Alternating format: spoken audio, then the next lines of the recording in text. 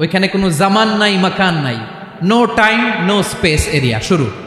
ওইখানে কুরসি, যেখানে আল্লাহ পা রাখেন বা কুদরতি পা রাখেন, আল্লাহর কুরসি। বড় রাজা বাদশারা সিংহাসনে বসে পা রাখে একটা টেবিলের উপর, শাহী টেবিল, ওইটার নাম কুরসি।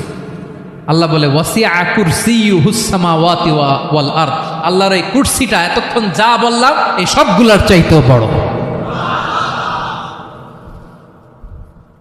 কুরসির উপরে আছে আল্লাহর আরশ, আর রহমানু আলাল আরশি ইস্তাওয়া, রব্বুল আলামিন ওই আরশের উপরে। আমি যেমনি চেয়ারের উপরে এরকম না, যেভাবে আল্লাহর জালালিয়াত, হিজ হাইনেস, হিজ রয়্যালনেস, আল্লাহর জালালিয়াত, আল্লাহর কুদরতের মাধ্যমে যেভাবে আল্লাহ আরশের উপর থাকা দরকার, আল্লাহর সত্তা, আল্লাহ ঠিক ওইভাবে আছেন, আরশের উপরে আছেন।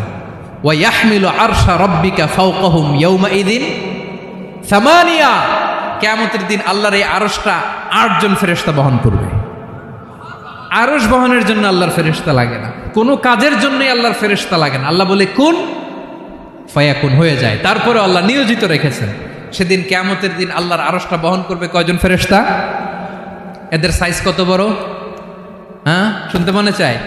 বিশ্বনবী বলেন ইন্না মা বাইনা শাহমাতি উযুনিহি ইলা আতিকিহি মাসিরাতু 700 সানা।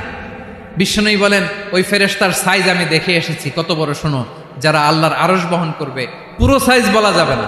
বিশ্বনবী বলেন ওই ফেরেশতার কানের লতি থেকে কাঁধ বরাবর। আপনার কানের লতি থেকে কাঁধ কতটুকু হবে? 4 আঙ্গুল 5 আঙ্গুল। বিশ্বনবী বলেন যে 8 জন ফেরেশতা কিয়ামতের দিন আল্লাহর আরশের পায়া ধরে থাকবে, ওই ফেরেশতাগুলোর কানের লতি থেকে কাঁধ বরাবর আসতে সবচেয়ে দ্রুতগামী যানবাহন, পৃথিবীতে সবচেয়ে দ্রুত চলে আলোর ফোটন। আলোর ফোটন 1 সেকেন্ডে চলে 3 লক্ষ কিলোমিটার। কয় লক্ষ কিলোমিটার? 1 ঘন্টায়? 1 মিনিটে? কয় সেকেন্ডে? 1 সেকেন্ড কইতে তো 2 সেকেন্ড লাগে। 1 সেকেন্ডে আলোর ফোটন, আলোর কণা ছুটে 3 লক্ষ কিলোমিটার বেগে। বিষ্ণুই বলেন এরকম যানবাহন দিয়ে, যেটা সেকেন্ডে 3 লক্ষ কিলোমিটার বেগে ছুটে, এরকম দ্রুত যদি কেউ ছুটে, তাহলে ওই ফেরেশতার কানের লতি থেকে কাঁধ বরাবর আসতে 700 বছর সময় লাগবে।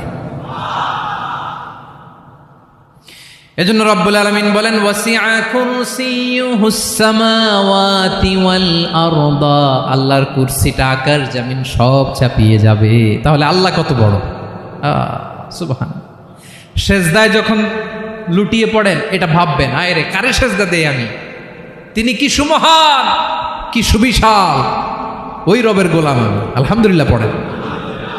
9 নম্বরে আল্লাহ বলেন ওয়ালা ইয়াউদুহু হিফযুহুমা, এই বিশাল আকাশ জমিনকে রক্ষণাবেক্ষণ করতে যে আল্লাহ কঠিন কালেও ক্লান্ত হয় না।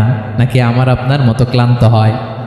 আল্লাহর ক্লান্তি আছে, শ্রান্তি আছে, বিশ্রাম আছে, বিরাম আছে, ঘুম, জিমানি? সুবহানাল্লাহ পড়েন। আল্লাহ বলে ওয়ালা ইয়াউদুহু হিফযুহুমা, এগুলোকে রক্ষণাবেক্ষণ করতে আল্লাহ ক্লান্ত হয়ে পড়েন না।